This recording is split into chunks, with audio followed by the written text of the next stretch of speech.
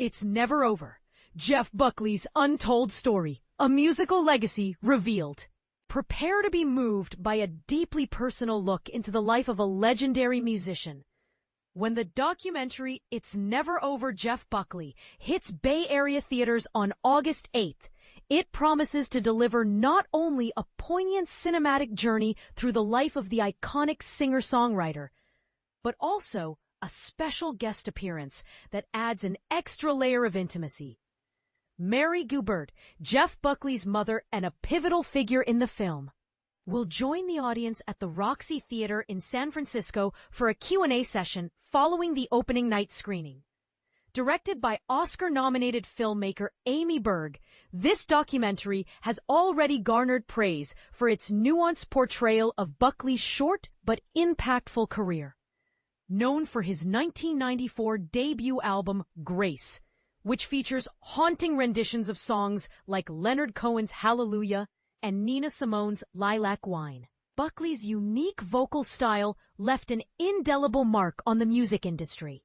His ability to convey deep emotion through his voice has resonated with generations of listeners.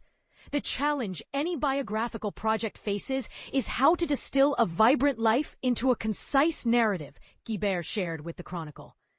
Amy Berg has created a heartfelt tribute to Jeff's fans, saturated with his music and filled with his own voice. The Q&A session will be moderated by Ben Fong Torres, a seasoned music journalist and Chronicle contributor. Guibert, who resides in Northern California, expressed her excitement about connecting with the passionate fan base in the Bay Area. Some of Jeff's most devoted followers call the Bay Area home, and I'm thrilled to be a part of their experience, to share in the grace they bring with them, she said. Tragically, Jeff Buckley's life was cut short when he drowned in the Wolf River in Memphis in 1997 at the age of 30, leaving behind only one studio album. However, numerous posthumous releases have continued to keep his legacy alive. The documentary delves into Buckley's influences, including his admiration for Led Zeppelin, and showcases his ability to blend ethereal beauty with explosive power in his performances. Interviews with key figures such as Guibert, Buckley's former partners Rebecca Moore and Joan Wasser, and bandmates Michael Tighe and Parker Kindred provide a comprehensive look at his life and art. Musicians like Alanis Morissette, Ben Harper, and Amy Mann, who described Buckley as literally the best singer I've ever heard, also contribute to the film. Footage of Paul and Linda McCartney visiting Buckley backstage and a quote from David Bowie calling Grace the greatest album ever made add to the film's rich tapestry. Beyond the mythology that has surrounded Buckley since his passing, the documentary explores the complexities of his real life, including his relationship with his father, the late folk musician Tim Buckley, who was absent from his early years, but remained a significant presence in his creative mind. Guibert recounts in the film how she first heard Jeff sing as an infant, hinting at the innate musicality that defined his life from a young age. His electrifying performance at a 1991 tribute concert for his father marked the beginning of his rise to fame. As a special treat for theatergoers, screenings from August 8th to 15th will feature nearly 30 minutes of newly remastered solo concert footage from a 1994 performance in Cambridge, Massachusetts. This rare material, exclusive to theater screenings, offers a glimpse into Buckley's live performances that fans won't want to miss. In a candid archive interview conducted just before the release of Grace, Buckley offered profound insights into his music, his relationship with his father, and his views on life and creativity. He discussed the importance of emotion over lyrics, the role of sensitivity, and the influence of artists like Robert Plant and Jimmy Page. Sensitivity isn't being weak. It's about being acutely aware that even a flea landing on a dog is like a sonic boom, Buckley once remarked. Encapsulating the depth of his artistic vision, join us for a memorable evening that celebrates the life and legacy of Jeff Buckley, a musician whose voice continues to inspire and move audiences around the world. What do you think about the impact of Jeff Buckley's music on contemporary artists? Share your thoughts in the comments. Amy Berg's Jeff Buckley documentary, Inside It's Never Over, Jeff Buckley. The Legacy of Jeff Buckley, a deep dive into Amy Berg's captivating documentary.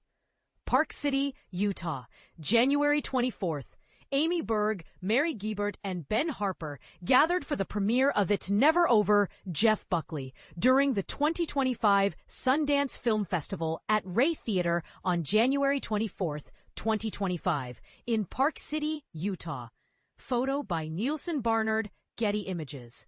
The 1990s were a remarkable era for rock and alternative music, producing a plethora of iconic albums. Just to name a few: Soundgarden's Super Unknown, Hole's Live Through This, Portishead's Dummy, Nine Inch Nails' The Downward Spiral, Nirvana's Nevermind, Radiohead's OK Computer, and my personal favorite, the Afghan Whigs' Gentleman.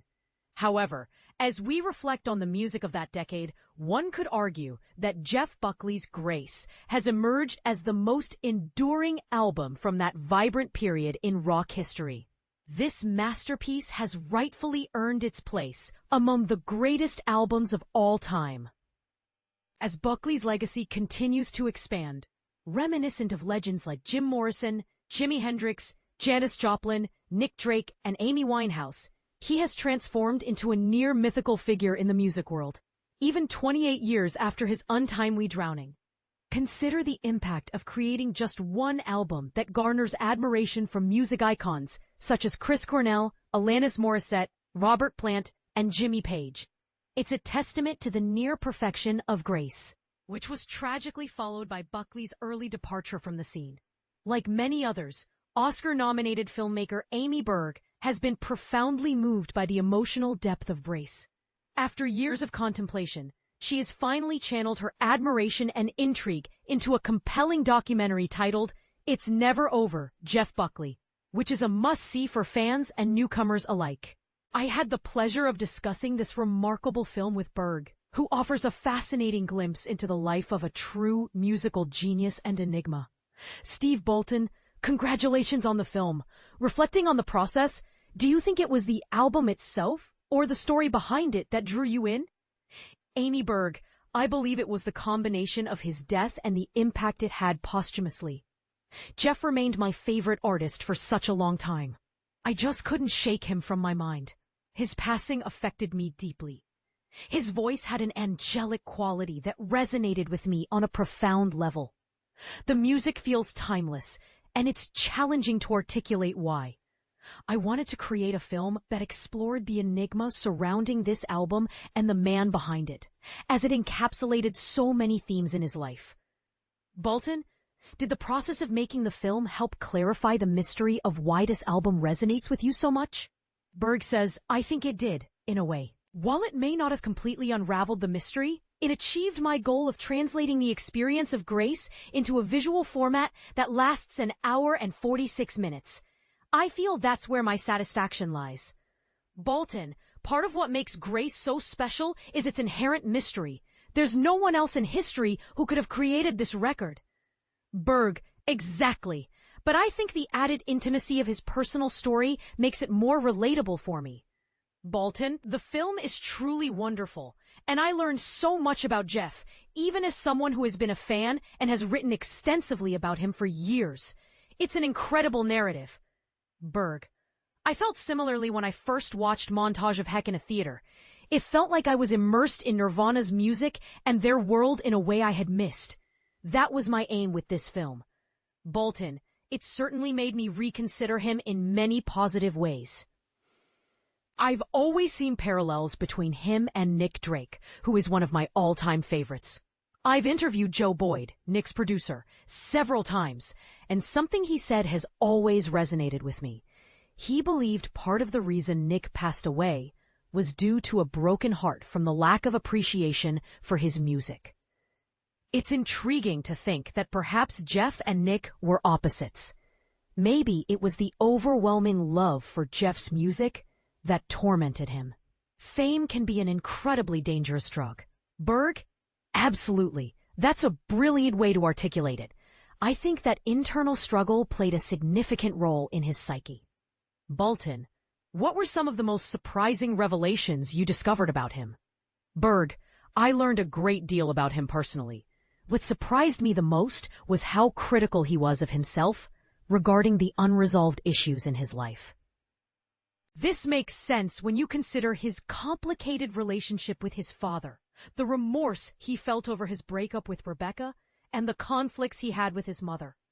Those burdens weighed heavily on him, which was quite surprising. The emotions that arise when listening to his songs after a long time are immense, and I look forward to revisiting them after a break. There's nothing quite like hearing "Lover, You Should Have Come Over" after a couple of years away from it. I love the scene depicting his father's tribute concert, especially the animation used.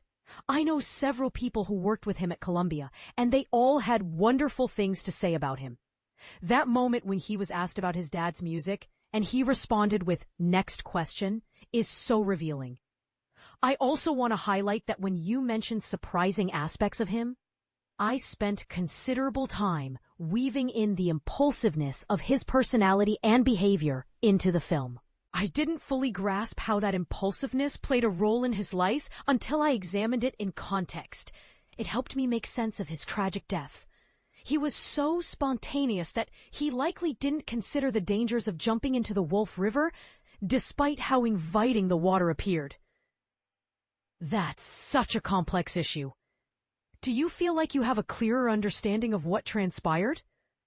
It's likely that even he was unaware of what was happening at that moment. Berg. No, but I've noticed that many empathetic artists I've researched share similar impulsive traits, often feeling invincible and lacking impulse control. This seems to align with their empathetic nature. Bolton, which artists did you find to have similar characteristics? Berg. Chris Cornell, who was very close to Jeff, would do somersaults downstairs and leap from one balcony to another. According to Andy Wallace, who produced Jeff's album, there were many shared character traits among them. Bolton. Chris once shared an interesting perspective with me. He said that great frontmen often emerge from the ranks of outcasts rather than high school stars or athletes. Jeff spoke about being bullied, and I'm curious how that shaped him. Over the years, I found it challenging for individuals to transition from being outcasts to being adored by everyone. Berg. Absolutely. There's ample evidence of that in his archives. He was teased for being small and having delicate features. I recall a moment when his mother visited him, and while walking with Michael, Tig, he pulled him in and kissed him on the lips, saying, "Look, Mom, I can kiss a boy on the lips, and nobody's going to make fun of me."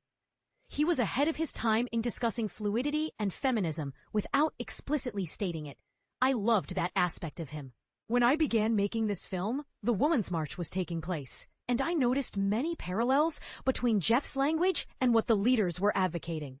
He was already speaking in those terms 25 years earlier, which was beautiful. He had such an open mind. Some individuals feel like they don't belong in the world. It seems that sometimes having too much awareness can be a burden. Exactly. As Ben Harper noted, Jeff's feet often seemed to be off the ground, and reality was daunting for him. However, I believe he was striving to find balance in his life towards the end. All the signs were there. Bolton, I'm not suggesting anything was deliberate. Some people just seem too insightful for this world. Right. But there's also a theory that your 20s are for figuring things out, while in your 30s, Jeff Buckley's haunting final performance, a glimpse into what could have been. A tragic loss that left us wondering, what could have been Jeff Buckley's unfolding masterpiece? The untimely demise of Jeff Buckley, a prodigious talent whose sole album Grace became a posthumous masterpiece, left us pondering the heights his career might have reached.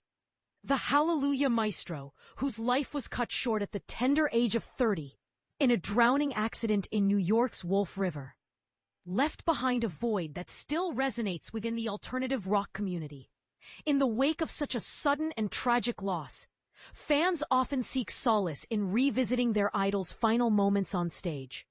Unfortunately, Jeff Buckley's last performance, while said to have been as mesmerizing as ever, seems to have vanished into the annals of time, with no known footage to immortalize it. However, we do have some insights, albeit through contested personal accounts. web/flowersintime.org show PHP gigid equals 391 that shed light on that fateful evening. Jeff Buckley's final encore, a bittersweet farewell. Prior to his passing, Jeff Buckley's debut album, Grace, released in 1994, struggled to find its footing in the charts. It wasn't until after his death that critics truly recognized the depth of his talent, blending elements of alt-rock, folk, and jazz. Buckley was known for his captivating live performances, where his ethereal vocals and virtuosic guitar skills enthralled audiences. In 1997, he found a home at Barristers, a laid-back venue in downtown Memphis, Tennessee, where he embarked on a Monday night residency. Here he revisited beloved tracks and experimented with new compositions and covers, creating an intimate space for musical exploration. Little did anyone know, Jeff Buckley's final performance would occur on May 26th, just days before his untimely demise on May 29th. The set, which reportedly featured 6 songs, some sources claim only 4, showcased Buckley's eclectic taste. He kicked off with Let's Bomb the Moonlight, followed by his haunting rendition of Hallelujah and Corpus Christi Carol. Among the tracks he shared was The Sky is a Landfill, which would later grace his posthumous compilation, Sketches for My Sweetheart. The night concluded with Your Flesh is So Nice and a spirited cover of Frankenstein by the Edgar Winter Group. Jeff Buckley's legacy, beyond the music. Despite facing personal challenges, including being abandoned by his famous folk singer father Tim Buckley, Jeff carried on his father's musical legacy. Some argue surpassing it with his distinct 90s alt-rock flair. His music continues to captivate listeners, leaving us to ponder the potential masterpieces he might have created had fate allowed him more time. Even now, decades after his passing, the impact of his loss remains deeply felt.